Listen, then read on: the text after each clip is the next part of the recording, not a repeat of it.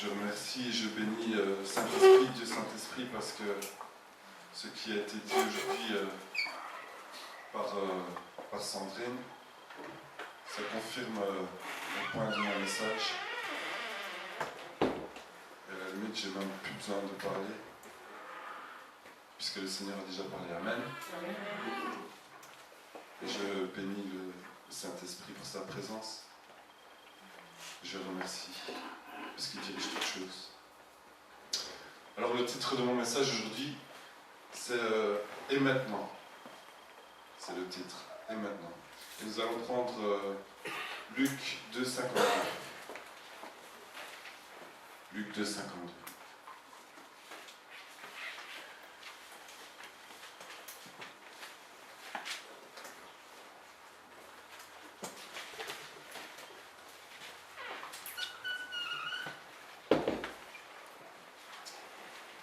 Amen. Luc 2, 52.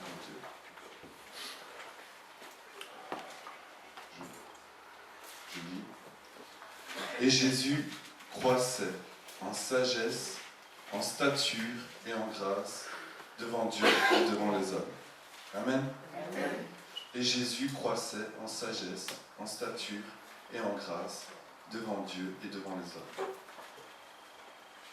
Je vais commencer ma prédication juste par vous expliquer un peu le contexte, bien que vous le connaissez certainement, mais pour vous rappeler un peu le contexte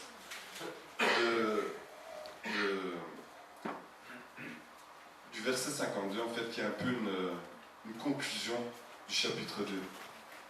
En fait, Jésus a 12 ans et il vient au temple. Amen. Les parents viennent pour le présenter au temple. Enfin, parce que c'était la règle juive, en fait, d'amener les enfants au temple, d'accord? Lui qui devait en même temps aller au temple. Quoi qu'il en soit, donc Jésus arrive au temple, et puis il arrive à quelque chose de pas anodin. Les parents s'en retournent et oublient Jésus. Papa croyait qu'il était avec la maman pensait qu'il était avec le papa. Et donc, à un moment donné, ils se rendent compte que Jésus n'est pas avec eux. Alors, qu'est-ce qu'ils font? Ils retournent vite, ils le cherchent un peu partout, et puis ils arrivent au temple et ils voient Jésus. Alors, ils viennent vers Jésus, et les parents lui disent mon enfant, pourquoi tu agis de la sorte avec nous? Ils disent que, voilà, on te cherchait avec angoisse. Alors, la réponse de Jésus est troublante. La réponse de Jésus est troublante et Jésus leur dit, mais pourquoi vous me cherchez? Ne savez-vous pas que je dois m'occuper des affaires de mon Père? Et ce qui est explicite dans le texte, c'est que les parents ne comprirent pas, verset 50, mais ils ne comprirent pas ce qu'il leur disait. Donc les parents ne comprennent pas ce que Jésus est en train de leur dire. Alors c'est là où ça m'a un petit peu interpellé dans le texte, parce que, en fait, les parents, je me mets un peu à la place des parents, et j'essaie un peu de reprendre tout ce qui s'est passé jusqu'à maintenant, à l'âge de 12 ans, de Jésus-Christ. En fait, Jésus-Christ, ce qui est extraordinaire dans ce qui s'est passé avec Jésus-Christ, c'est que Jésus-Christ est 100% Dieu, 100% homme, on le sait, c'est juste. Mais ce qui est extraordinaire dans cette histoire, c'est que Jésus a accepté, essayez de me comprendre, a accepté d'harmoniser sa divinité avec son humanité. Donc ça veut dire que Jésus est né comme un bébé, comme un enfant, et la divinité n'a pas pris le dessus sur l'enfant. Est-ce que vous me comprenez? Il a accepté d'être abaissé en tant qu'être humain et de se développer en tant qu'être humain. Amen. Ce qui veut dire qu'il s'est développé quelque part comme un bébé tout à fait ordinaire, comme le commun des mortels, on va dire. D'accord? Est-ce qu'on se comprend bien? Je ne suis pas en train d'amener une nouvelle doctrine, d'accord? Attention. Mais il faut être bien conscient que Jésus a grandi comme un bébé, comme un enfant normal. Et donc, il arrive à 12 ans, et à 12 ans, le Seigneur Jésus-Christ, à ce moment-là, il commence à raisonner, il commence à faire à avoir de l'intelligence et tout ça, si je peux m'exprimer ainsi. Et donc, il commence à saisir qu'il doit travailler pour son Père. Et donc, le spirituel commence à prendre le dessus. D'accord? On se comprend bien? On se comprend bien. Alors, donc Jésus dit, voilà, mais moi je dois m'occuper des affaires de mon Père. Et puis maintenant, Joseph et Marie voient Jésus et ils reçoivent une réponse comme ça. Qu'est-ce qui s'est passé dans leur tête? Les parents ont vu Jésus-Christ se développer comme un enfant normal et tout d'un coup, Jésus-Christ vient leur parler spirituellement. Et donc c'était impossible aux parents qu'ils puissent comprendre Jésus-Christ. Pourquoi? Parce que les parents le voyaient d'un point de vue humain. En d'autres termes, les parents le voyaient d'un point de vue charnel. Amen. Donc les parents ne pouvaient pas comprendre la réponse de Jésus-Christ. Parce que Jésus-Christ leur parlait spirituellement, par l'esprit. Ce qui veut dire que dans toute chose, nous devons comprendre les choses par l'esprit, parce que Dieu est un Dieu d'esprit. Et parfois, Dieu nous communique. Tout le temps même, Dieu nous communique. Dieu nous parle par son esprit. Et nous voyons les choses d'un point de vue humain. Et donc, nous ne comprenons pas les choses de l'esprit, parce que nous voyons les choses d'un point de vue charnel. Nous voyons les situations telles qu'elles sont, et nous sommes incapables de les voir en esprit. Or, Jésus-Christ, ou Dieu, lorsqu'on va le prier, lorsqu'on va intercéder près de lui, va nous répondre par des choses spirituelles. Et nous avons besoin de son esprit pour comprendre les choses spirituelles. Amen. Aujourd'hui, je vais vous parler un peu de la croissance spirituelle, la croissance d'un chrétien. Ici, récemment, ce que j'ai entendu, ce que j'ai vu, alors vous savez tout ce qu'est la Coupe du Monde, vous avez entendu les klaxons, pas hier, hier non, mais vous avez vu un peu ce qui s'est passé, le phénomène de la Coupe du Monde. Alors moi, ce que je retiens de cette Coupe du Monde, qui n'est pas fini, qui continue, mais c'est qu'il y a beaucoup de violence sur le terrain, beaucoup de blessés. D'accord? Bon, le jeu ne fait que s'endurcir parce qu'il faut absolument gagner et tous les moyens sont bons. Je vois encore l'agression sur Neymar. Le joueur vient, il joue même pas le ballon, il vient les genoux en avant, il lui casse une côte du dos. Quand même, c'est des choses violentes, je dis. Tous les moyens sont bons pour gagner. Encore ça, c'est pas grave. Enfin, bon, je ne vais pas dire c'est pas grave, mais c'est un élément. Un deuxième élément, qu'est-ce que je vois? Ça m'a vraiment choqué. Ça m'a vraiment choqué, c'est que je vois au journal parler, on voit que, par exemple, l'équipe mexicaine, il y avait des Mexicains qui invoquaient le vaudou pour que l'équipe gagne. Et on montre ça à la télé. Et on banalise ça, on dit, on ne se choque pas de ça. Pourquoi? Parce que le monde voit ça charnellement, d'une manière humaine, et ils se disent, bon, ils sont en train de faire ça, mais ça n'a aucune conséquence. Mais c'est incroyable qu'on puisse montrer ça à la télé et que c'est même pas interdit, ces choses-là. Pire encore, dans le stade de foot, au match du Ghana, il y avait un sorcier là qui faisait ses incantations. Je ne sais pas si vous avez vu ces images. Vous l'avez vu? Il fait ses incantations pendant le match. Mais les gens, le non-initié ne comprend pas ces choses-là. Alors qu'il est en train de faire des incantations, qu'est-ce qu'il est en train de prier? Il est peut-être en train de prier pour que les autres joueurs soient blessés, pour que ci, pour que là. Il est en train de prier, en train de maudire, mais en train de faire du mal à l'autre équipe. Et on laisse faire ça. Vous voyez? La violence, ça c'est moi j'appelle ça de la violence spirituelle. Et puis, une troisième chose, qui n'a rien à voir avec le foot, j'ai entendu à la radio, ici à la radio, c'est un prof, femme, qui s'est fait agresser dans une école en France. Et devant les élèves, elle s'est fait poignarder à plusieurs reprises. Elle en est morte. Donc, je résume un peu ici de toute la violence qui se passe dans le monde. Amen. Donc ça, c'est toute la violence qui se passe dans le monde. C'est la raison pour laquelle, et je prends les cas extrêmes évidemment, mais c'est la raison pour laquelle nous, les chrétiens, nous devons absolument nous démarquer, nous différencier du monde. Amen. Nous devons être des lumières.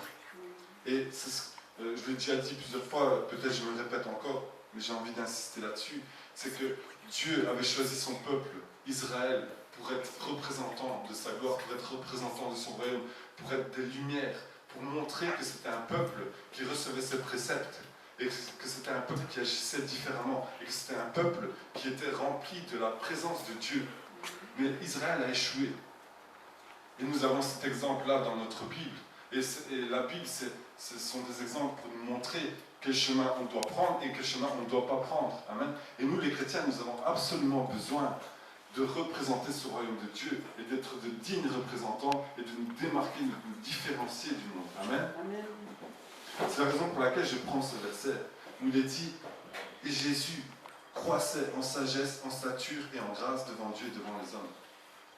Et j'ai pris Jésus. Vous allez me dire, Jésus c'était Dieu, donc il avait plus facile.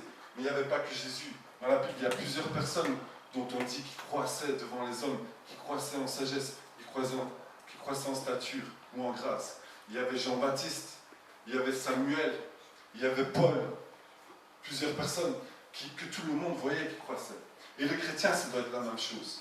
Chaque jour, chaque semaine, nous devons voir que nous croissons. Nous devons voir les uns les autres que nous grandissons. Amen. Amen. Nous ne pouvons pas rester stagnés, je veux dire. Mais on doit voir les uns les autres que chacun grandit, que chacun progresse. Amen. Ça doit se percevoir. Parce qu'ici, c'était perçu. Non seulement Dieu doit le voir, mais les hommes autour de nous doivent voir que l'on change. Les gens doivent voir que l'on grandit.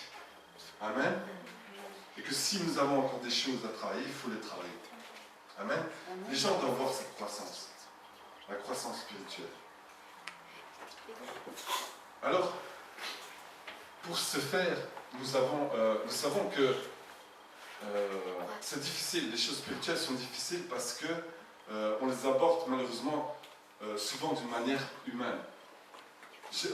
Joseph et Marie ont abordé Jésus-Christ d'une manière humaine et n'ont pas compris. Amen. C'est la raison pour laquelle nous avons absolument besoin du Saint-Esprit.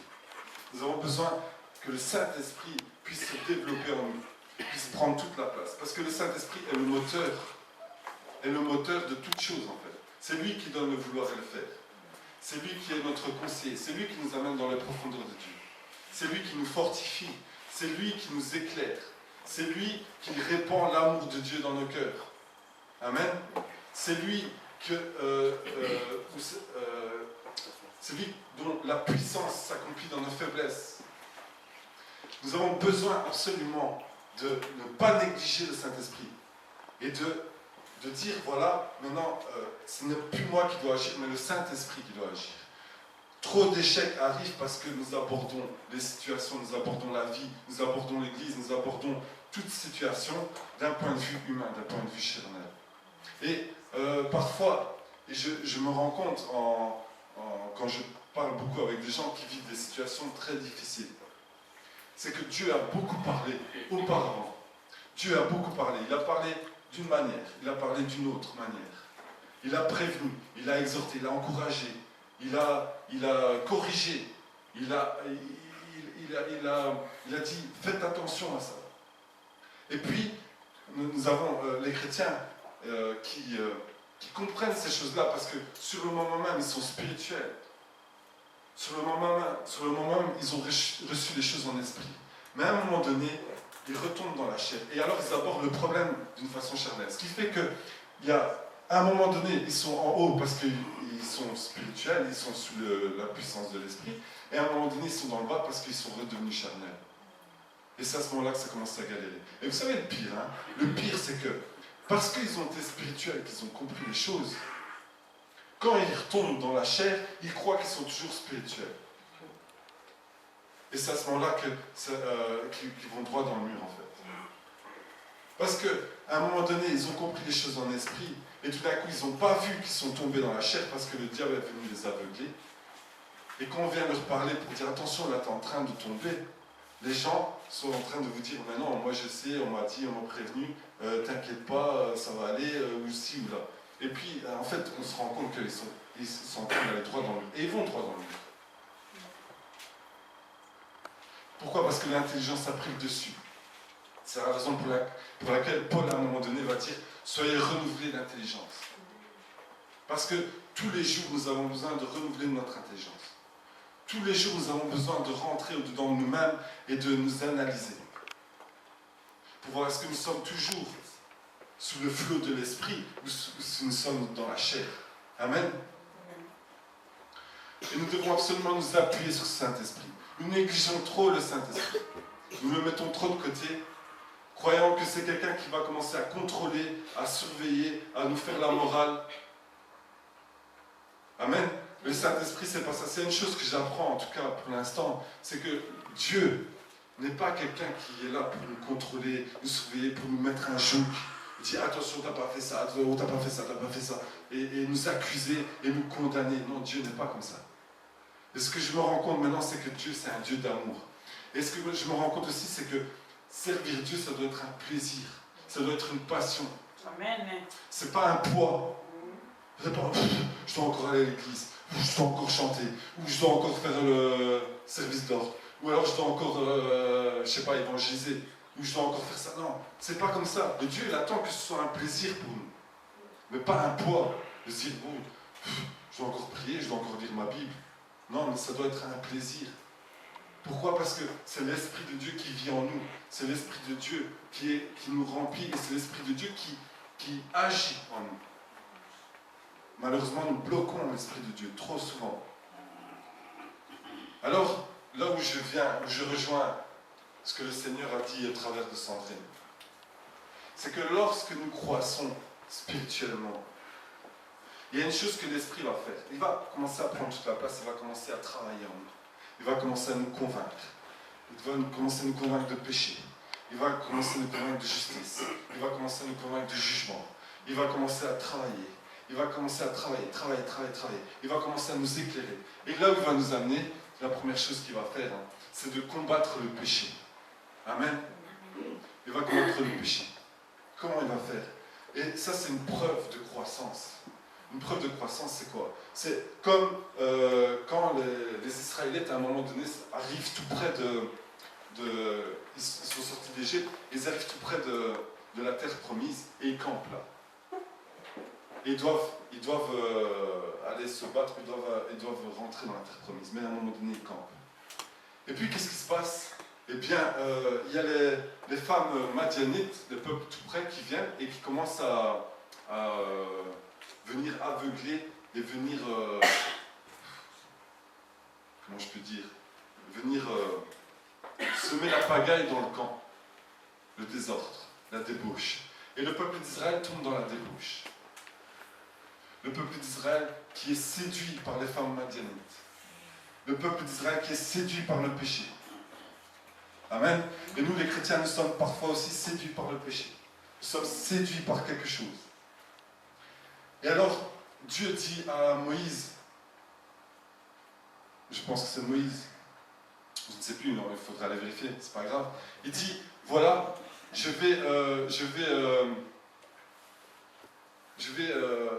vous allez pendre tous les chefs qui sont responsables de ça. Donc il dit maintenant, vous allez tuer les gens qui sont responsables et qui ont laissé le péché s'introduire dans le camp. Donc Dieu est en colère. Alors qu'est-ce qui se passe? Le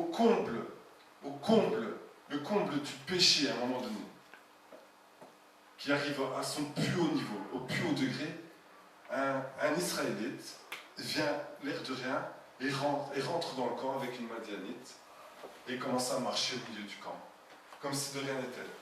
Il marche avec sa Madianite, et avec la femme, et puis il va dans sa tente. Vous imaginez évidemment pour faire quoi? Pour la connaître évidemment. Et là, c'est là où le zèle de Dieu intervient dans une personne qui s'appelle Phinéas. Et Phinéas se lève, et la colère de Dieu se manifeste en lui. Et il prend une lance, et il les suit. Et puis, au moment où l'homme et la femme là, sont couchés dans la tente, il vient et de sa lance, il les perce et les tue. Et qu'est-ce qu'il est dit à ce moment-là? C'est que la colère de Dieu s'est détournée. à cause de l'acte de Phinéas. Amen. Et ça, c'était une preuve de croissance spirituelle. Parce que Phinéas, avec le zèle de Dieu, a compris qu'il devait détourner l'attention de Dieu sur le péché. Et pour ça, il devait détruire le péché. Amen. Et ça, c'est ce que nous, les chrétiens, nous devons faire. Lorsque nous avons été séduits par le péché, lorsque nous sommes tombés par le péché, ou lorsque nous sommes en train d'être tentés, mais nous devons prendre cette lance-là et détruire ce péché. Et le détruire tout de suite.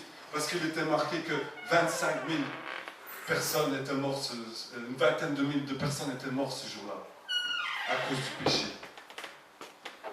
Et ça, c'est une preuve de croissance spirituelle.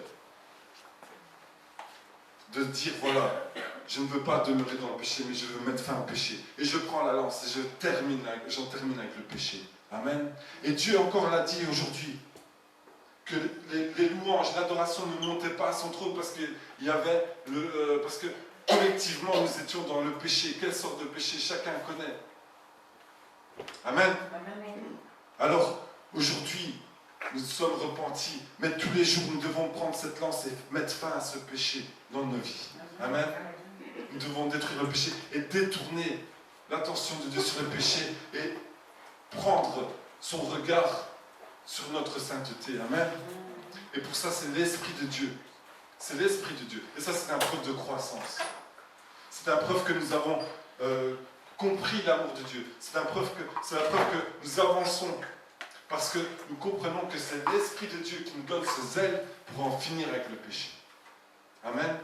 Et nous devons aborder ces choses-là spirituellement. Une preuve de croissance encore, une preuve que nous grandissons, c'est aussi lorsque nous allons combattre la distraction.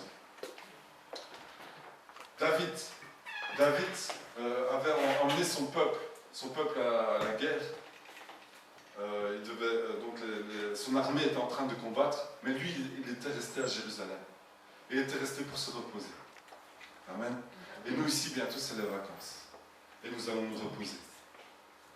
Amen. Et c'est là où toutes les choses de distraction commencent à venir. C'est là où ça commence à être difficile. Parce que nous nous reposons. David n'était pas en train de combattre avec ses hommes. Donc David n'était pas sur le pied de guerre. David n'avait pas ses sens éveillés. Et alors, comme il était en repos, comme il était dans le calme, et qu'il était bien, c'est à ce moment-là que la distraction est venue. La distraction est venue au moyen d'une femme. C'est toujours les femmes. Oh, c'est pour rire. C'est pour rire. Donc la distraction est venue. Et David, qui marchait, tout d'un coup voit la femme se baigner toute nue. Et donc, il est séduit, il est distrait. Et tombe, et va tomber. Amen. Alors, quelle sera notre distraction ici pendant nos vacances? Ou alors, même pas pendant nos vacances, mais dans nos vies, quelles sont nos distractions? Qu'est-ce qui nous rend distraits? Au point que nous laissons les choses de l'esprit de côté et nous avançons dans la chair. Chacun d'entre nous, le diable va essayer de nous séduire, va essayer de nous distraire pour nous diriger autre part que dans son plan. Amen. Et c'est là où nous devons absolument montrer que nous avons grandi et combattre cette distraction. Amen.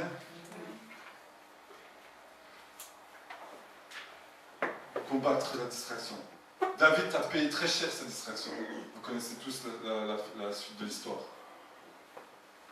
Et nous payons aussi très cher nos distractions. D'une manière ou d'une autre. Et ce n'est même pas la punition de Dieu, ce sont les conséquences de nos propres actes. Amen. Alors il faut combattre la distraction. La croissance, la preuve de croissance aussi, c'est quand aussi le Saint-Esprit va nous aider à combattre l'indécision. Vous avez des gens, des chrétiens qui disent, bon voilà, moi, je vais attendre que ça aille mieux, je vais attendre que ma situation s'arrange pour le servir complètement, je vais attendre d'arrêter telle ou telle chose pour le servir complètement. Et ça, Jésus-Christ n'aime pas l'indécision. D'ailleurs, à un moment donné, il va parler à des gens, il va leur dire, voilà, comment je veux dire, venez et suivez-moi. Et les gens vont dire, oui, mais moi je dois aller enterrer mes parents, laisse-moi d'abord enterrer mes parents. Mon père qui est mort, ou je ne sais plus, quelqu'un qui est mort. Et puis, à un moment donné, Jésus dit, suis-moi, et la personne va dire, oui, mais moi, laisse-moi un petit peu de temps, je vais aller prendre congé des miens. Ça, c'est de l'indécision, ça. C'est Seigneur, attends, c'est de temporisation. Et ça, Dieu n'aime pas. Et quand Dieu il t'invite et te dit, suis-moi, c'est là où tu dois te dire, non, je le suis et je fais ce qu'il y a à faire. Amen. Parce que l'indécision, c'est encore une preuve de petitesse. Or, nous avons besoin d'avoir une âme de guerrier. Nous avons besoin de combattre tout ce qui est du péché, de l'indécision, de la distraction. Et nous devons prendre notre décision et dire une fois pour toutes, oui Seigneur, me voici, fais de moi ce que tu veux. Et lorsque nous avons dit ça, il n'est pas question de revenir en arrière, mais de continuer à avancer. Parce qu'il y a des chrétiens qui prennent la décision aujourd'hui, et puis à un moment donné reviennent à leur péché, reviennent à leur vomi. Et il y a des chrétiens qui aujourd'hui, parce qu'ils abordent les choses par l'esprit, disent, oui Seigneur, je vais te suivre. Et puis à un moment donné, il faut que d'abord que je règle ça. Et puis, oui Seigneur, d'abord tu dois agir, parce que moi je ne sais rien faire. Hein. Si tu n'agis pas, je ne sais rien faire. Amen. Et c'est pas comme ça que ça doit aller. Lorsque nous avons pris notre décision de donner notre vie au Seigneur et de le servir, quoi qu'il arrive, nous le servons. Quoi qu'il arrive, on continue. Quoi qu'il arrive, on tient bon. Quoi qu'il arrive, on se bat. Amen. Peu importe ce qui se passe autour de nous. Peu importe que mon voisin est un mauvais exemple pour moi. Peu importe que celui qui a parlé ne fait pas ce qu'il a dit. Amen. Parce que nous sommes tous individuellement notre responsabilité devant Dieu. Amen. Et l'esprit, et c'est l'esprit qui nous amène à faire toutes ces choses. Nous devons aller puiser nos forces dans l'esprit. Parce que si nous faisons de nos propres forces, c'est foutu. Amen. Nous avons besoin de l'esprit de Dieu. Amen. Une preuve de croissance encore, c'est le Saint-Esprit va combattre le matérialisme. Amen. Certainement, je suis moi-même le premier, je ne suis pas contre la prospérité. Amen. Mais ce que je suis contre, c'est quand la prospérité prend toute la place à la place de Dieu. Moi, je ne suis pas contre qu'on devienne riche. Je ne suis pas contre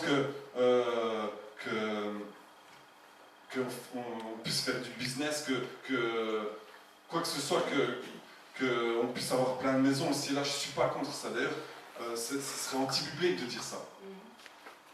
Celui qui dit qu'on ne doit pas prospérer n'a pas compris la Bible.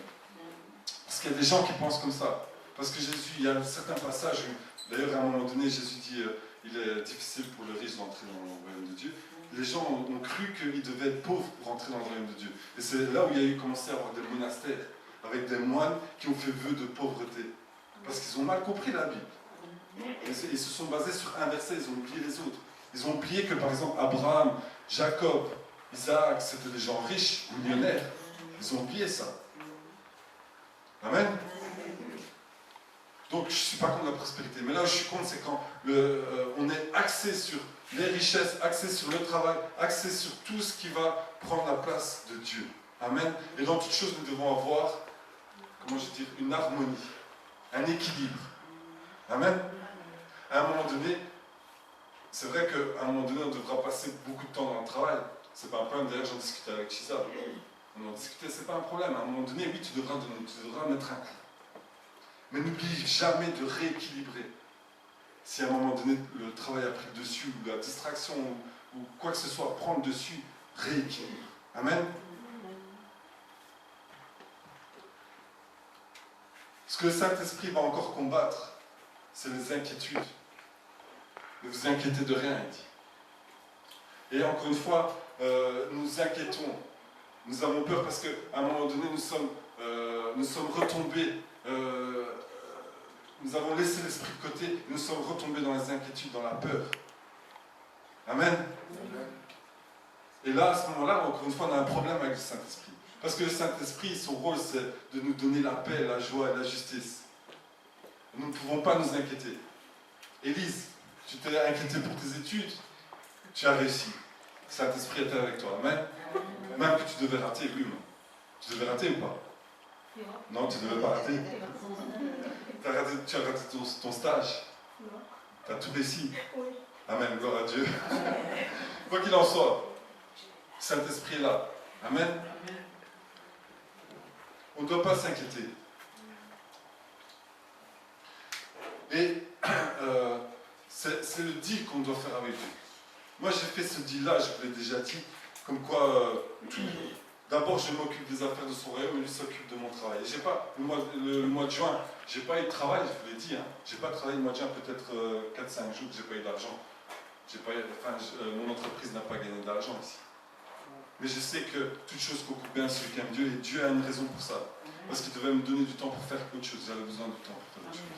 C'est la grâce de Dieu. C'est la grâce de Dieu que je n'ai pas travaillé. Amen. Et je sais qu'en rentrant, j'ai déjà du boulot et qu'il commence à venir petit à petit, ça commence à venir. Mais je ne devais pas m'inquiéter par rapport à ça. Et ça, c'est une puissance parce que je sais que dans toute chose, il y a une raison et dans toute chose, je m'accroche au Saint-Esprit. Parce que je sais que Dieu est un Dieu parfait. Mais que si c'est moi qui commence à conduire ma vie, je vais droit dans le mur. Amen. Et nous devons nous laisser conduire par l'Esprit de Dieu qui est parfait. Parce que lui nous amène dans des endroits où nous, on ne pourrait même pas imaginer. Parce que cet esprit a un grand plan pour notre vie. Pourquoi? Parce que Dieu, ce n'est pas un Dieu petit. Tu l'as encore dit, Sandrine, Dieu, c'est un Dieu de gloire et qu'il a besoin de tout notre être entier parce qu'il n'a pas besoin de nos restes.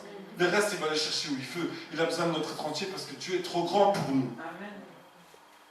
Amen. Donc il a besoin, pour démontrer sa gloire, il a besoin de tout notre être entier. Parce qu'il n'a pas quelque chose de petit pour aucun d'entre nous, mais il a des choses grandes pour tous, pour chacun d'entre nous. Amen. Et lorsque nous restons petits, c'est parce qu'on a oublié de grandir.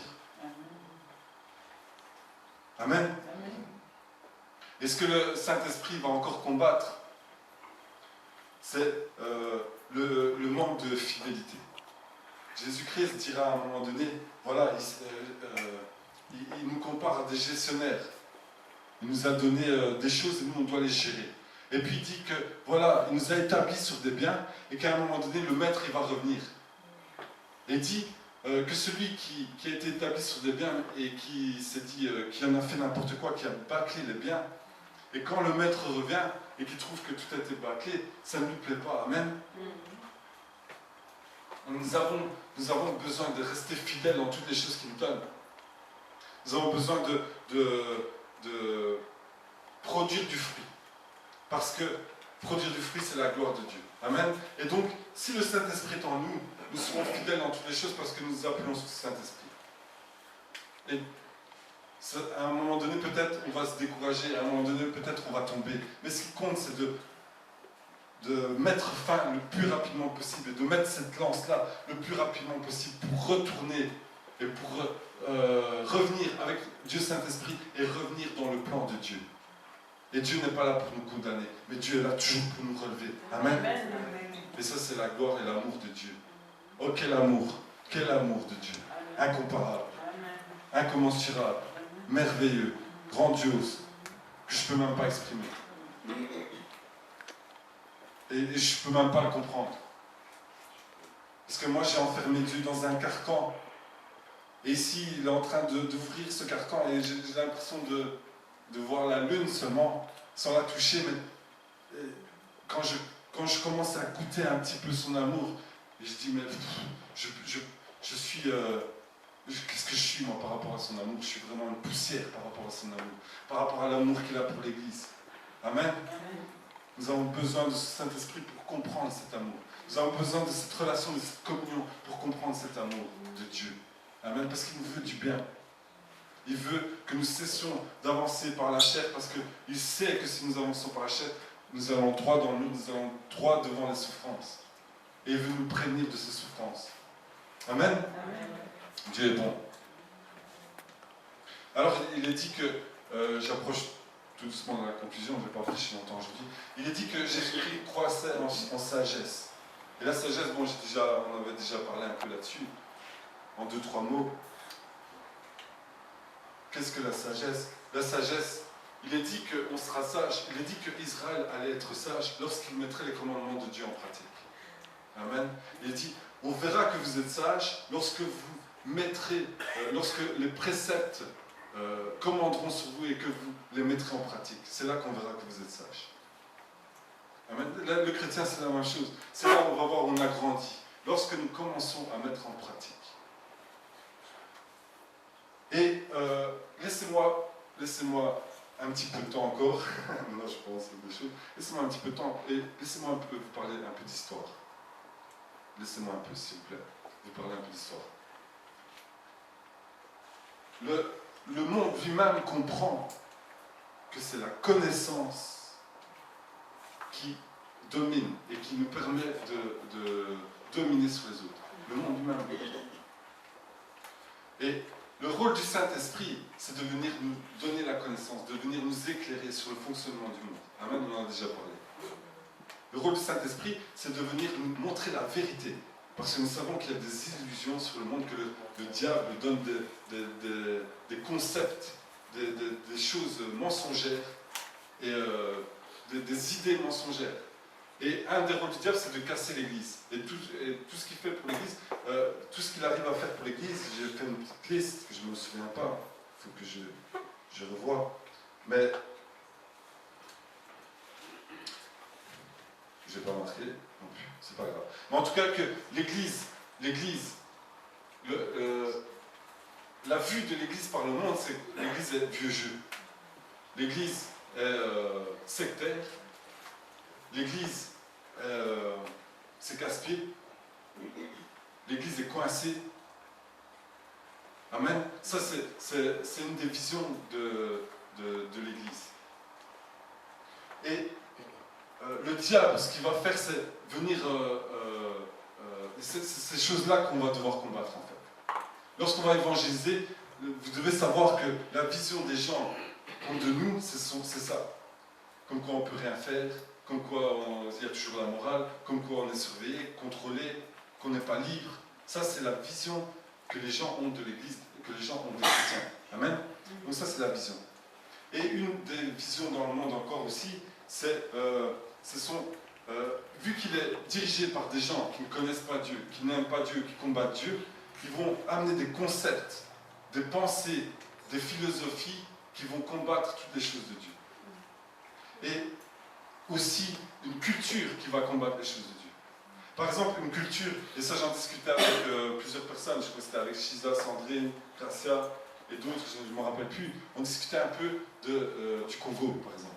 Et au Congo, par exemple, je prends le Congo parce que nous avons beaucoup de Congolais. Au Congo, par exemple, la culture, quand elle prend dessus, eh bien, vous m'arrêtez si je me trompe, d'accord? Vous m'arrêtez si je me trompe, mais est-ce que c'est vrai que l'on soit chrétien ou pas, qu'à un moment donné, si une personne d'une certaine tribu, d'une certaine région, veut épouser quelqu'un d'une autre région, ça va poser un problème.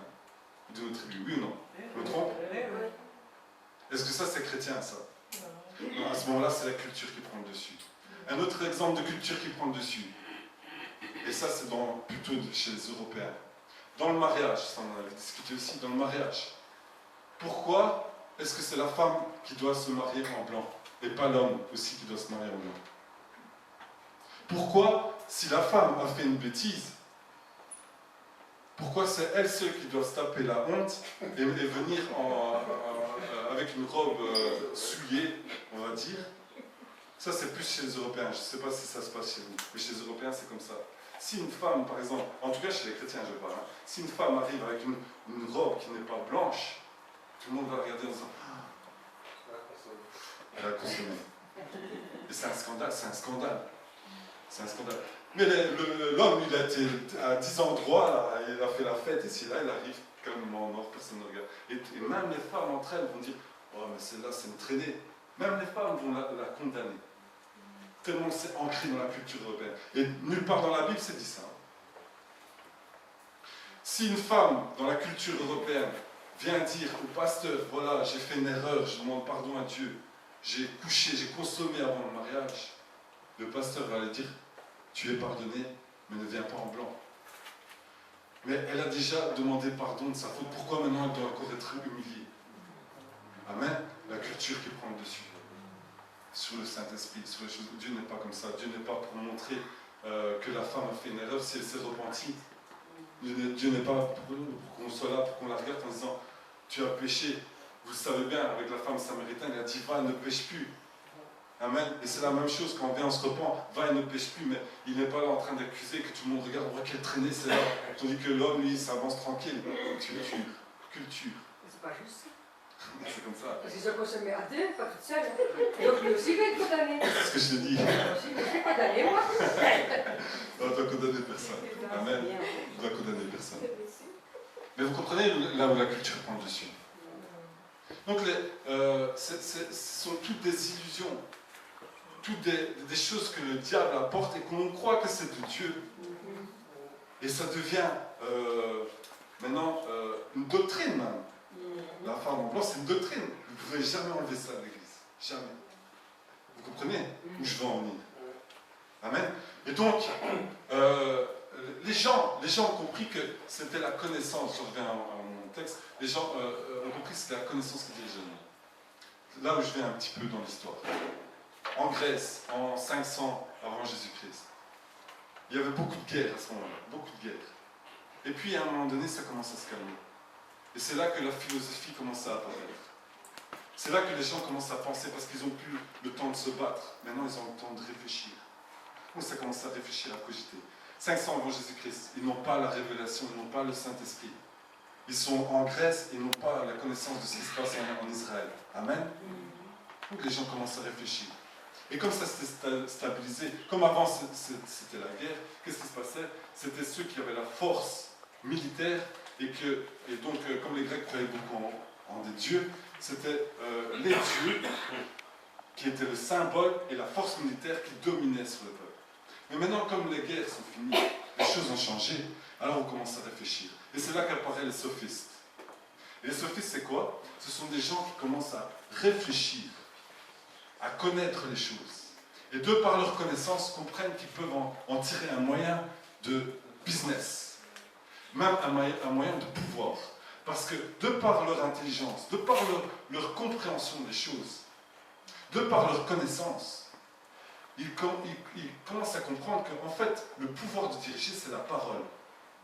Et donc, ils vont commencer à inculquer, à expliquer, à enseigner aux gens l'art de pouvoir parler, l'art de pouvoir convaincre. Peu importe que la doctrine, peu importe que ce qu'on dit est mauvais, mais pourvu que l'on puisse diriger. Et donc, ceux qui faisaient de la politique et qui étaient intéressés par ça, vont demander aux sophistes de se faire payer. Vont demander aux sophistes de leur enseigner. Et les sophistes vont se faire payer pour ça. Donc, ce sera un moyen de business. Et ils vont leur montrer, voilà, dirige, tu dois parler comme ça, comme ça, comme ça. Et à ce moment-là, tu vas diriger. Amen. Alors, c'est à ce moment-là que laisse-moi un peu vous parler d'histoire. C'est à ce moment-là que Socrate vient et il se rend compte de tout ce concept-là qui est en train de pourrir la société. Pourquoi? Parce que maintenant, ce sont les gens qui ont l'art de parler, l'art de convaincre, l'art de détruire les raisonnements des autres pour pouvoir diriger. Et ça, au détriment du bien.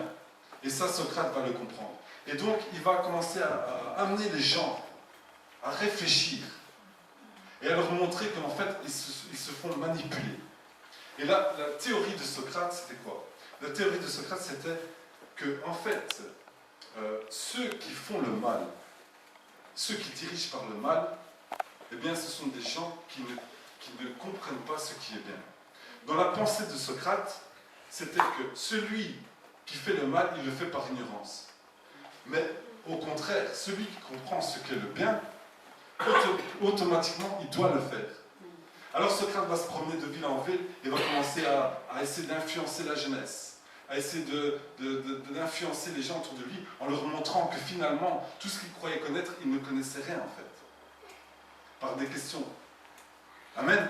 Laissez-moi vous parler un peu. Et je vais vous amener là où je vais vous amener. Alors Socrate les sophistes et les gens du pouvoir vont comprendre l'influence de Socrate qui est en train de détruire tout leur business, leur moyen de pouvoir. Et donc, ils vont prendre Socrate, ils vont l'enfermer, ils vont l'empoisonner. Amen, ils vont le tuer. Alors, moi, je réfléchis et je dis, mais quand même, ce Socrate-là, par rapport à tous ces concepts et tous les philosophes qui ont vécu dans ces temps-là, ils avaient une grande pensée, une grande culture, une grande intelligence. Et ce qui leur manquait à tous, c'était la révélation. Il y a une faiblesse dans la théorie de Socrate. C'est laquelle?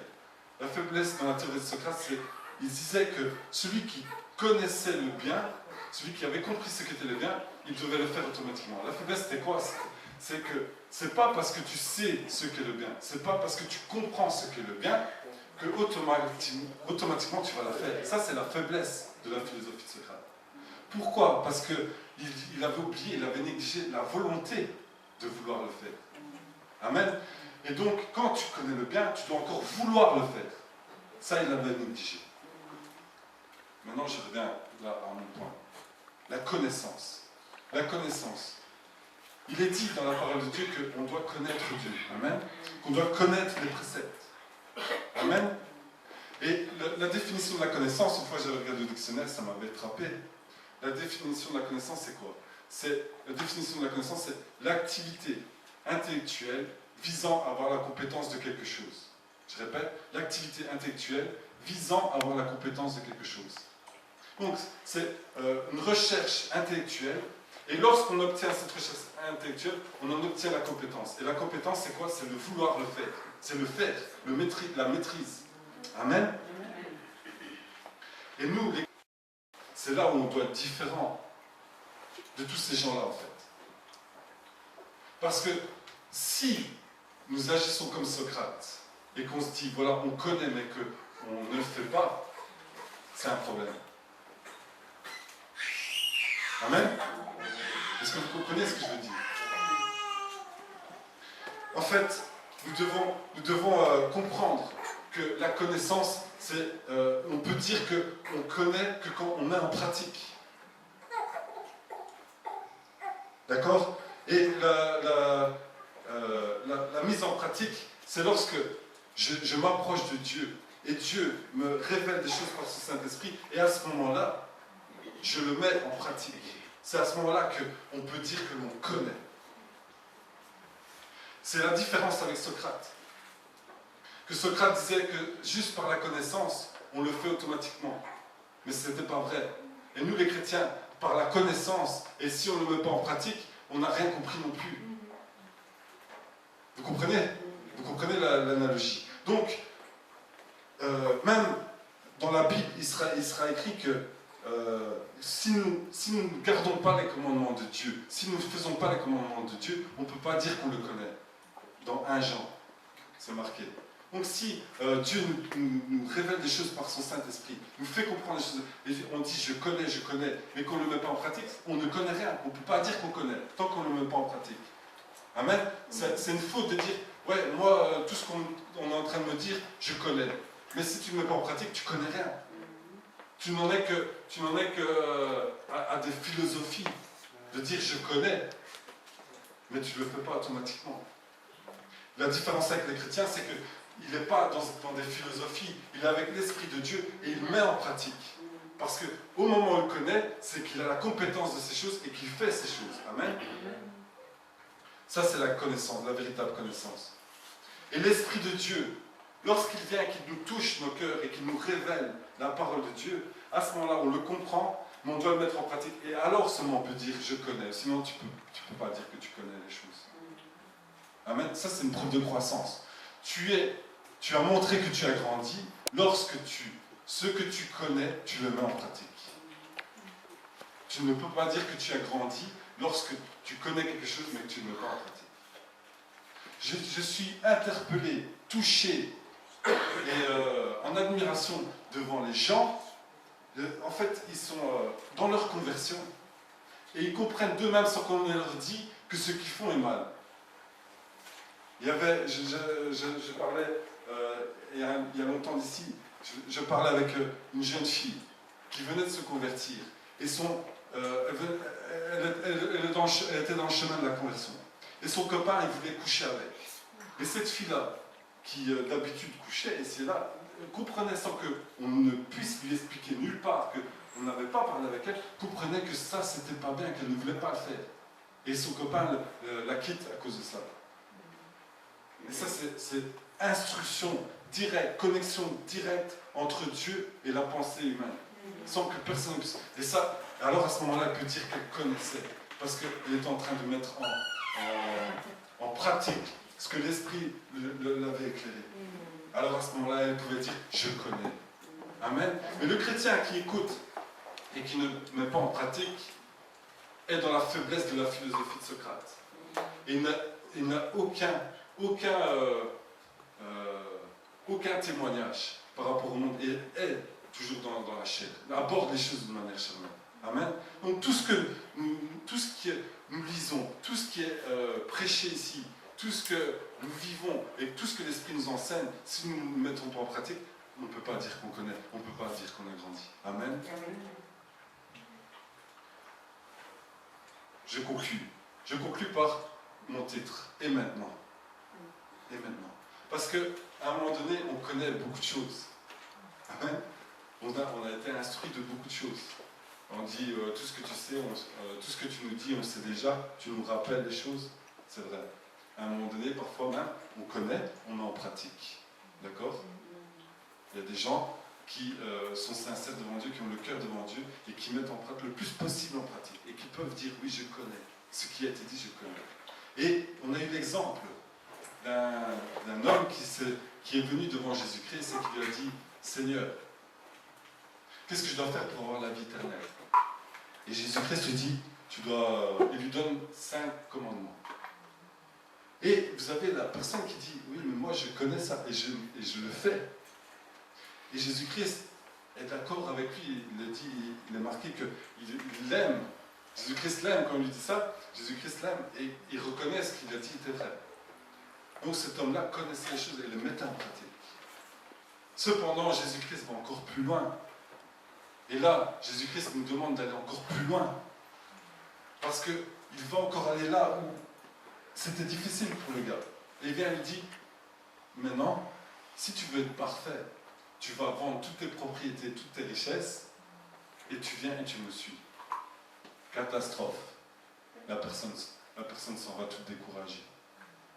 Cette personne-là avait oublié de grandir ce jour-là. Cette personne-là avait oublié de croître ce jour-là. Cette personne avait la connaissance des choses. Mais lorsqu'elle est arrivée à savoir, Jésus n'avait rien demandé. La personne elle-même est venue interpeller Jésus-Christ. Est venue lui demander pour avoir de la connaissance des choses.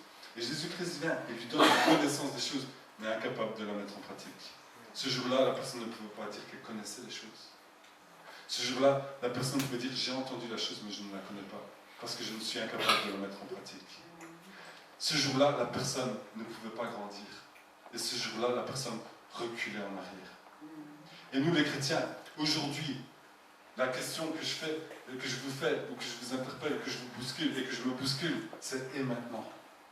Tu connais des choses, tu mets en pratique des choses. Mais Jésus-Christ veut encore que tu ailles plus loin. Parce que Dieu veut que nous grandissions. Et il te dit, et maintenant. Et toi peut-être tu lui dis, et maintenant. Et c'est là où maintenant il va pointer dans ton cœur, il va pointer dans ton esprit, il va pointer dans tes pensées que tu as encore des choses à abandonner, que tu as encore des choses à progresser, que tu as encore des choses à grandir. Mais qu'est-ce que tu vas faire? Et maintenant, qu'est-ce que tu vas faire? Est-ce que tu vas oublier de grandir? Est-ce que tu vas oublier de connaître? Est-ce que tu vas oublier de mettre en pratique? Est-ce que tu vas oublier? Est-ce que tu vas stagner? Ou est-ce que tu vas reculer carrément en arrière? Et maintenant, le Saint-Esprit nous invite à continuer, à progresser. Je prends juste un verset qu'on lit et qu'on ne va pas commenter. Et puis je conclue. C'est 1 Thessaloniciens 4:1.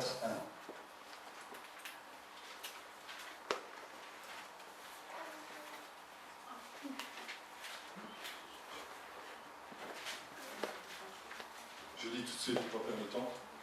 Au reste, frères, puisque vous avez appris de nous comment vous devez vous conduire et plaire à Dieu, et c'est là ce que vous faites. Je répète, au reste, frères, puisque vous avez appris de nous comment vous devez vous conduire et plaire à Dieu, et c'est là ce que vous faites, nous vous prions et nous vous conjurons au nom du Seigneur Jésus de marcher à cet égard de progrès en progrès.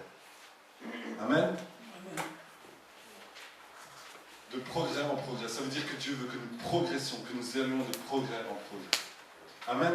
Et pour ce faire, je n'insisterai jamais assez.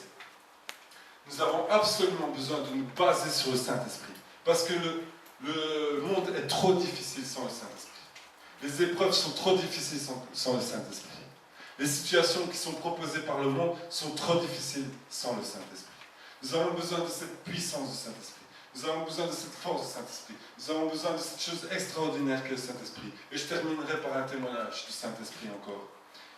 Un jour, dans les années 1900, dans les années de réveil du pentecôtisme, il s'est passé un événement extraordinaire, un événement divin. C'était toute une assemblée de blancs, d'Européens, pas d'Européens, d'Européens, toute une assemblée d'Européens. Il faut savoir qu'à ce moment-là, même s'il y avait le réveil pentecôtiste, qu'il y avait les choses spirituelles de Dieu, mais il y avait aussi beaucoup de racisme. Et qu'il y avait une ségrégation dans les églises. Que les Blancs n'étaient pas mélangés avec les Européens, n'étaient pas mélangés avec les Africains, et ainsi de suite. Et là, c'était toute une église de Blancs. Et tout d'un coup, pendant l'assemblée, tout d'un coup, on entend un cri. Un cri. Et puis, donc tout le monde se demande quoi. Et puis, après ce cri, qu'est-ce qui se passe? Il y a un parler dans une langue étrangère. Et puis, qu'est-ce qui se passe? Il y a une traduction, une interprétation de cette langue étrangère. Et puis, qu'est-ce qui se passe à ce moment-là? Il y a un témoignage, donc la personne interprète. Et puis, il y a en fait une missionnaire du Congo, blanche, qui vient et qui explique ce qui s'est passé. En fait, le cri qu'il y avait eu dans l'assemblée, ça se passait au Congo, en fait. C'est quand une tribu voulait attirer l'attention pour envoyer un message à une autre tribu, il faisait un cri. Alors à ce moment-là, on savait qu'il allait avoir un message. C'est ce qui s'était passé dans des Blancs qui ne connaissaient rien de ce qui se passait au Congo. Et puis, la parole qui avait été parlée, ça avait été parlé en Kiluba. Kiluba, c'est une langue congolaise, c'est possible? Chiluba. Ok, Chiluba. Ça a été parlé en Chiluba, par une personne blanche. Vous imaginez là, qui n'a jamais été là-bas. Et la missionnaire au Congo a dit que, en fait, l'interprétation du message par une autre personne qui n'avait jamais été au Congo, eh bien, elle avait exactement traduit ce qui avait été dit en Chiluba. Ça, c'est le miracle, les puissances du Saint-Esprit. Amen. Et c'est sur ça, c'est sur ce Saint-Esprit-là que je vous demande, que je me convainc de nous appuyer. Amen. C'est sur ces choses extraordinaires que je demande que l'on puisse s'appuyer. Amen. Parce que le Saint-Esprit a des choses extraordinaires et que ce que nous goûtons ici, ce n'est que des petites parties parce que nous sommes tellement petits. Mais que nous avons besoin, comme Jean-Baptiste l'a compris, que quand Jésus-Christ arrive, il s'est dit, voilà maintenant, mon temps est fait. Je suis venu parler de la part de Jésus-Christ. Je suis venu témoigner de la part de Jésus-Christ. Mais quand Jésus-Christ est là, je dois comprendre que je dois diminuer afin que lui puisse grandir. Et lorsqu'il grandit, c'est à ce moment-là, lorsqu'il grandit en nous, c'est à ce moment-là qu'on devient grand. Et c'est à ce moment-là qu'on commence à goûter les profondeurs de Dieu. Parce qu'il y a des profondeurs de Dieu que l'on ne connaît pas encore et que l'on doit connaître. Lorsque je lis des témoignages, il y a des puissances surnaturelles, des puissances extraordinaires que nous devons vivre dans cette église. Amen. Amen. Et pour ça, nous avons besoin de tout le monde. Nous avons besoin de ce Saint-Esprit. Nous avons besoin de diminuer afin que Dieu, Saint-Esprit, puisse grandir en nous et faire ce qu'il a à faire. Amen. Et pour ça, nous avons besoin de prendre la lance et de détruire le péché. Nous avons besoin que lorsque nous nous reposons, de ne pas nous laisser distraire. Nous avons besoin d'être ferme dans nos décisions. Nous avons besoin d'avoir cette âme de guerrier, de continuer à se battre, à se battre, à se battre. Et un jour je sais que Dieu agira et que Dieu interviendra et que Dieu agira encore avec des puissances de ce Saint-Esprit extraordinaire pour cette église. Amen. Amen. Amen. Et je conclurai par là. Nous devons marcher de progrès en progrès. Et ça doit se voir. Je dois voir que tu progresses, tu dois voir que je progresse. Amen. Et quand je ne progresse pas, venez me trouver et dites, Thierry, on attend.